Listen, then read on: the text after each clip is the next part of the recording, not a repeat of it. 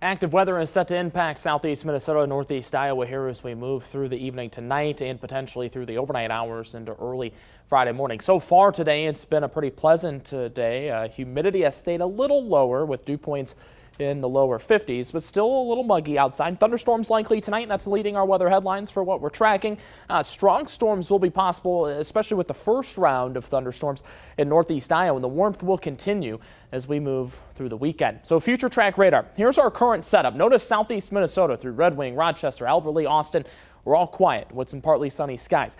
Not a ton of juice in the atmosphere so far in southeast Minnesota because dew points still remain in the lower 50s. We do have some showers and thunderstorms just near Fairmont. The main activity is currently south of Mason City and Charles City, more towards Waterloo.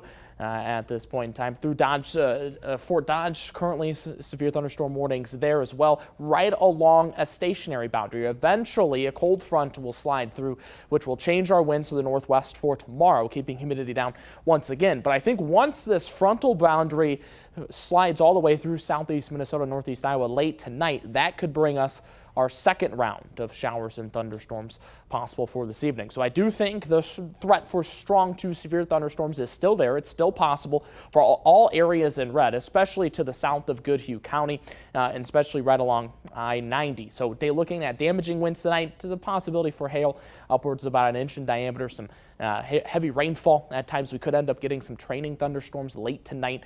So again, 2 rounds of showers and thunderstorms will be possible. The first round tonight, for the most part, will stay to the south of I-90, mainly impacting northeast Iowa. The threats with the first round, wind and rain, will be the main threats. Then round number 2 tonight, late tonight, into the overnight hours from about 1 until 4 a.m. is when we could be potentially tracking a larger line of showers and thunderstorms, potentially more widespread, impacting southeast Minnesota and northeast Iowa.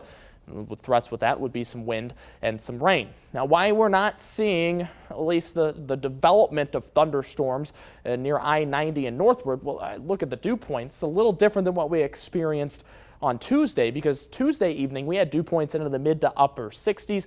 That was the energy that we had in the atmosphere then to have that thunderstorm development. We don't have that. We do have 70s and 60s near Waterloo, though.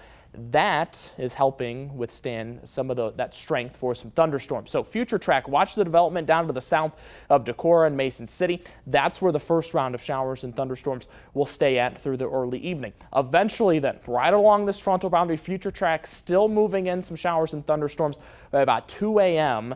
Friday morning. Widespread, notice all the way from Red Wing down near Algona. So a little bit more widespread potentially overnight. Tonight, those thunderstorms out of the area by about 5 a.m.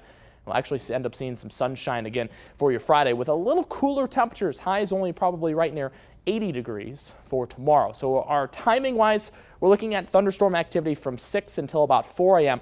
Looking at lightning and wind and some small hail still possible for this evening. Outside currently we still have some sunshine in Rochester. Winds now out of the northwest, and we have temperatures at 87 degrees. Tonight 64 for the overnight low. We're cloudy. Storms will be likely tonight, especially overnight for Rochester from about 1 until 4 a.m. 7-day forecast. We keep the temperatures above average, lower 80s Saturday and Sunday, and then we jump into the 90s coming up on Monday. That'll do it for your Weather Authority forecast. Caitlin, over to you.